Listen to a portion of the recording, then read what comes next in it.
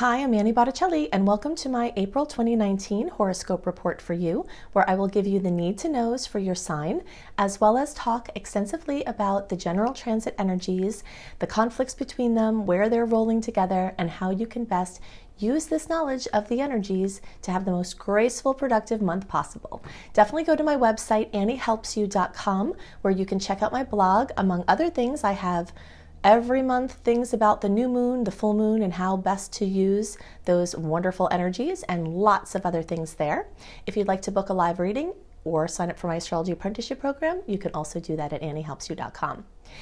Definitely check out my new book, Radical Prayer, Transform Your Life and the World in 28 Days, which is an Amazon bestseller. So what's going on this month for you? I'm going to show you the charts that I used to figure out the information that's most important for you. So the layout of the rest of the video will be, we'll switch over to the visual of the charts. I'll show you in detail for the early, middle, and late degree placements, what you can expect for this month, important themes, and best ways to use the energy. Then we'll transition back. You'll see me back here on this video to talk about the general transits, and I'll give you the dates to note and all kinds of other things you need to know for this month. So let's go into those visuals now. Hello Sagittarius friends, I am so excited to show you the details of this wild ride ahead, which is my theme of the month for us. I'm a Sagittarius also.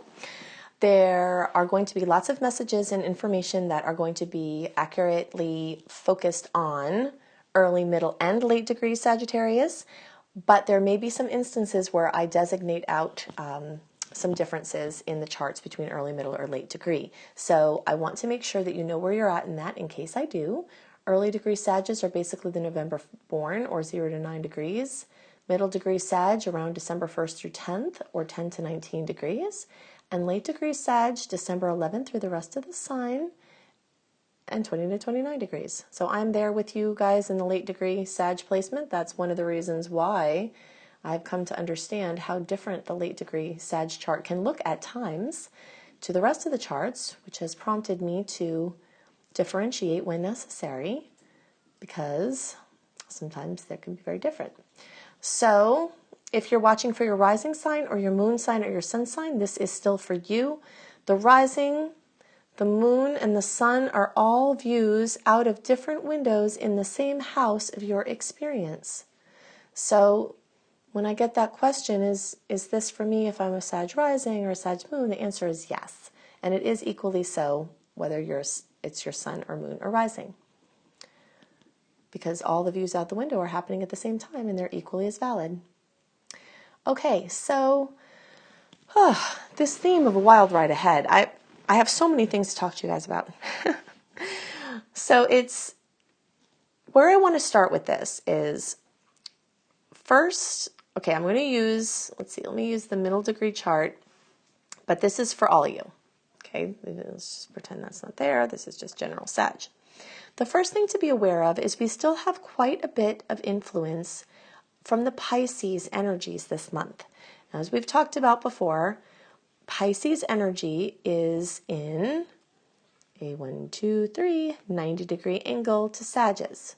Okay, so there's something in resonance about that 90 degree angle because it means that the planets in those configurations all share a certain type of energy, which means, okay, so Sag is a mutable energy.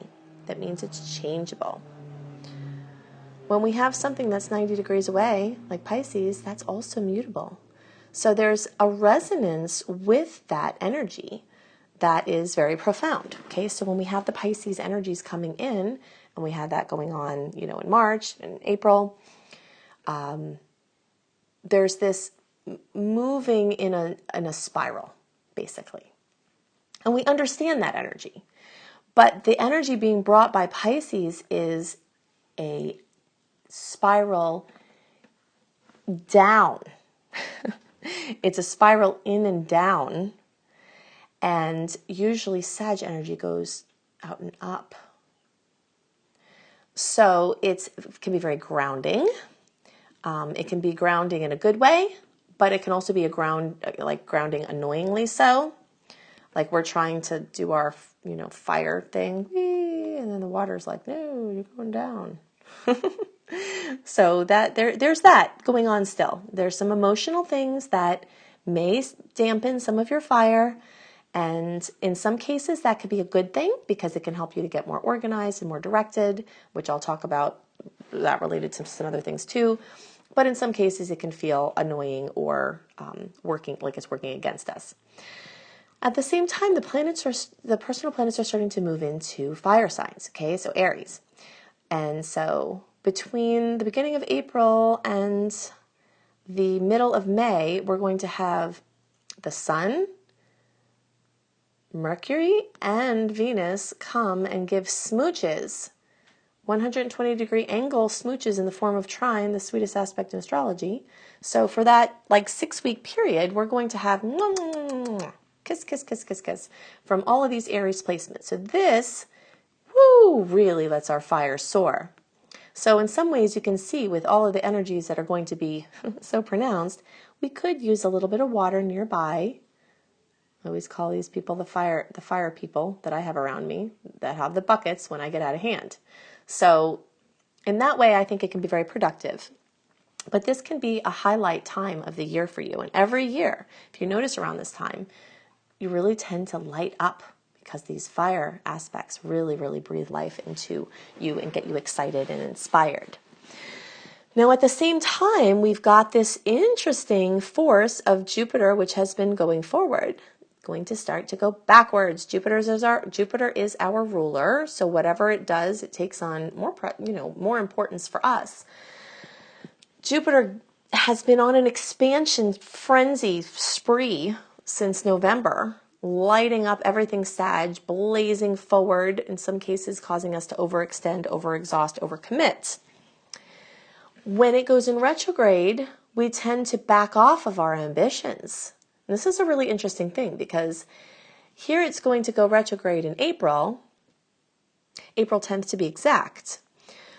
But if you've been paying attention, I know that many of you Saggies, even though we've been in this time of wide open stars for a while, I mean, not March. March was, covered in retrograde. But before that, like January, February, you might notice that you started to lose steam even mid-January. Now, kind of just tune in and remember back to there. Did you start to lose steam, get tired, want to rest, be unsure about your direction, have some things starting to come in where you just can't really move forward?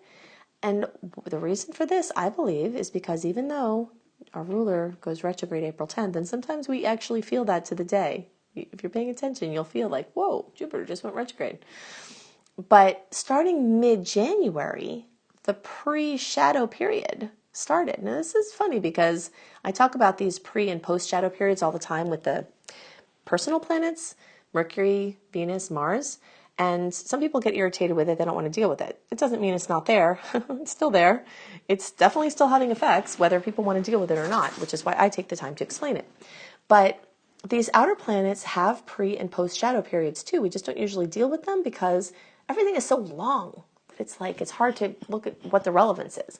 But when we're talking about Jupiter pertaining to us specifically, when it starts to get to that shadow point where it's thinking about going retrograde, it very often will cool our jets.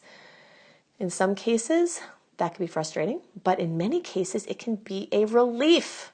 So I'm hoping for you, it has been for you what it has been for me, which is a relief from ourselves. Because it's exhausting to be so saggy all the time. And sometimes we need a rest. And when Jupiter goes into retrograde, we get to rest. So if you feel like, wow, who am I? What am I doing? I don't even know what's going on. Then probably later in the year when Jupiter gets going again and it's, getting more up to full speed, your normal ambitions will return and you'll be like, oh, I guess I didn't permanently change, even though it feels so permanent. So just looking forward so that you're aware, Jupiter will go direct August 11th. But it will take until the beginning of November to get out of that post-shadow period. So you might feel some ambition starting to return as soon as early August. But if you don't worry about it. Probably it's just cycling out, and then once we get, more into October, the end of October, November, your normal ambitions may return.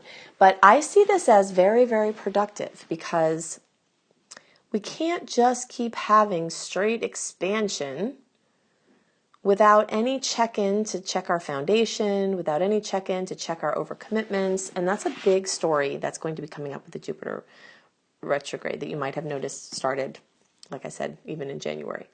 Where have you overcommitted, and where are you spread super thin? And where can you rein in your efforts? So if you have like all of these things going, as we tend to do,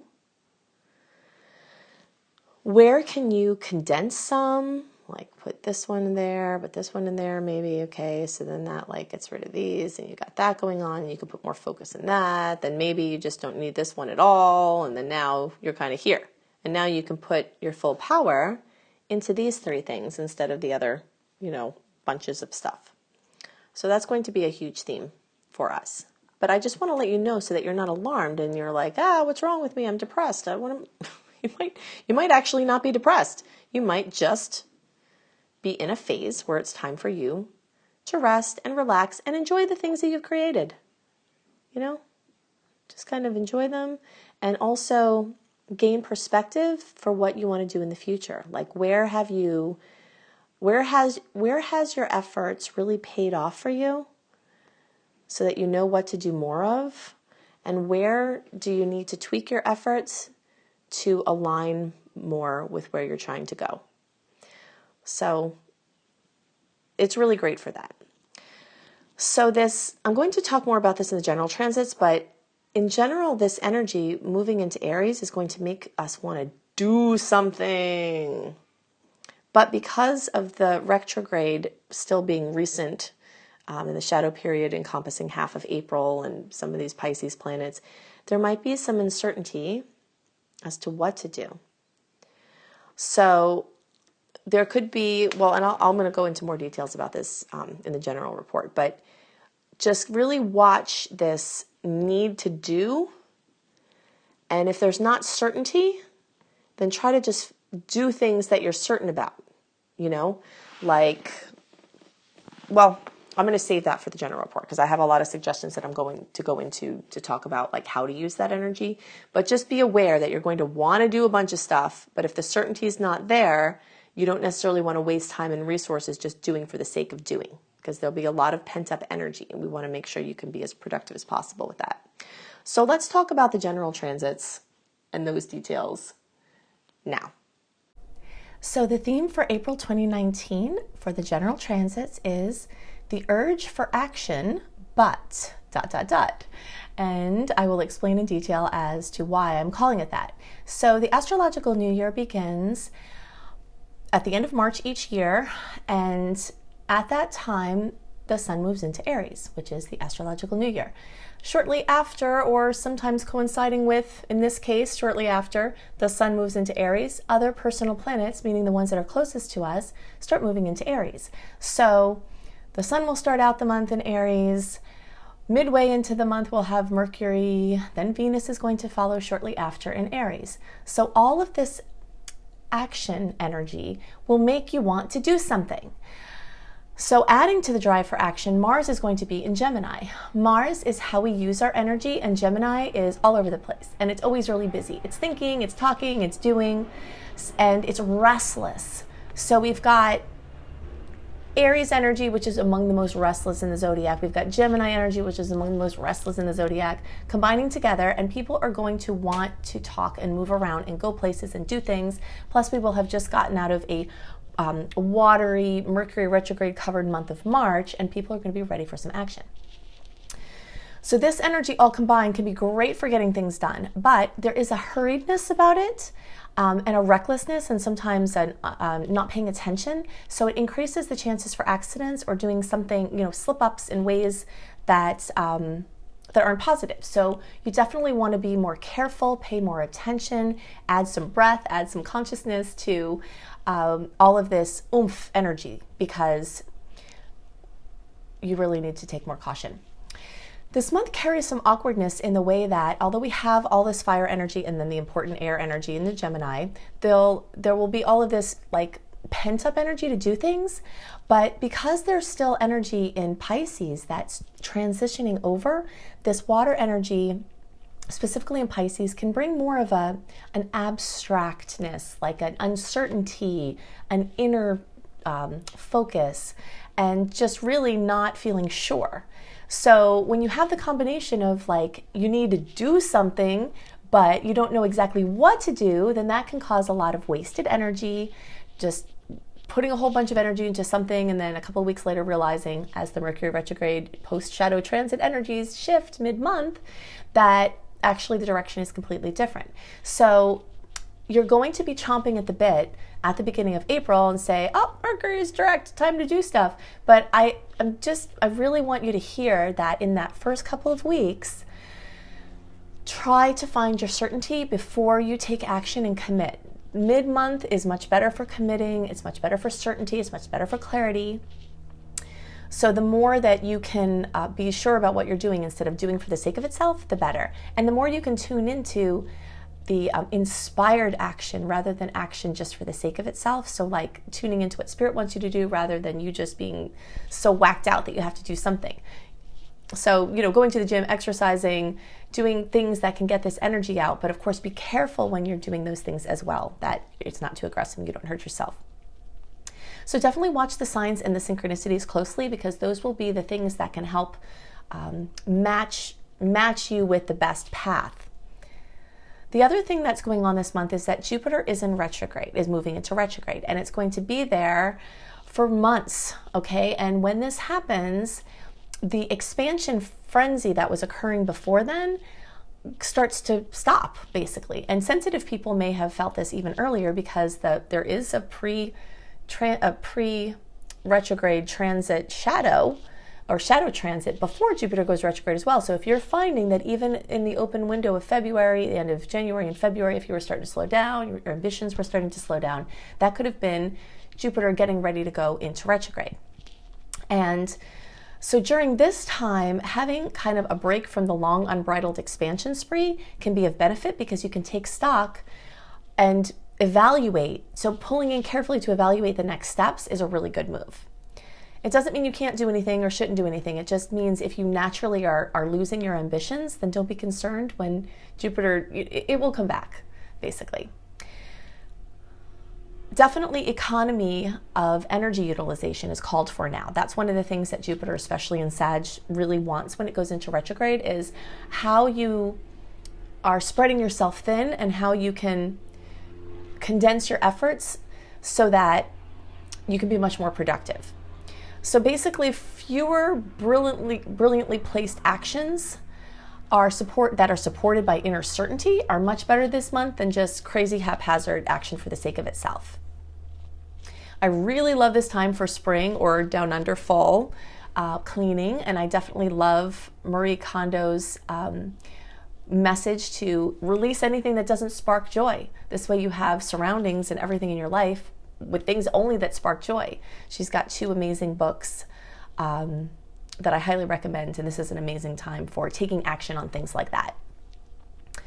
Definitely vision boards are well supported at this time. So the new year, the astrological new year started at the end of March 20th, when the sun moved into Aries. But the New Year's kickoff party is when the new moon in Aries happens, which is on April 5th. So that's one of the best days of the whole year for a vision board, and the days around there and this time, it's really great for putting things together to help you figure out what you want to create this year. It's a really wonderful time for planting seeds. Something interesting about this month is that most of the days that have sweet aspects are completely coupled with days that have challenging aspects. So there's not as much of an easy time to say this time is good, this time is challenging. You know, we've got a few days right in the beginning of the month where there's a series of sweet aspects, but then pretty much for the rest of the month there's just like dicey, sweet, dicey, sweet, dicey, sweet. So just really tune in to how your personal flow is with these transits. That full moon on April 19th is definitely going to be very intense. It's a full moon at 29 degrees of Libra, so like culmination of relationship things. So definitely look out for surprises then. There are some sweet aspects that go along with that full moon, and there's also some dicey ones that go along with that full moon, but definitely very intense. So if you want a detailed list of the dates of each of the aspects and what goes along with those, you can sign up for my free email newsletter at anniehelpsyou.com. When you sign up for my free email newsletter, you also get access to my 28-day virtual coaching program, which is free when you sign up. So you can just go deep, deep, deep in with that. And then plus you'll get this written report in your inbox delivered a month early so that you can have a visual understanding of what's coming. AnnieHelpsYou.com, you can book a live reading with me. You can check out my astrology apprenticeship program if you resonate with how I do astrology and you'd love to learn with me. I also have some other wonderful vocational support courses that you can take, as well as subliminals to help train your mind to create the life you want. I've got all kinds of other goodies on my site. If you'd like written reports, astrology reports, horoscopes from me, you can go to cozybysweetstarlight.com for monthly written horoscopes that often have different information than is in my videos. And there are other blogs there as well too, natural lifestyle blogs. So definitely check those things out, and you can check out my husband's website, iamhelios.com, iamhelios.com. He always has very interesting goodies there, and he does tarot and astrology as well.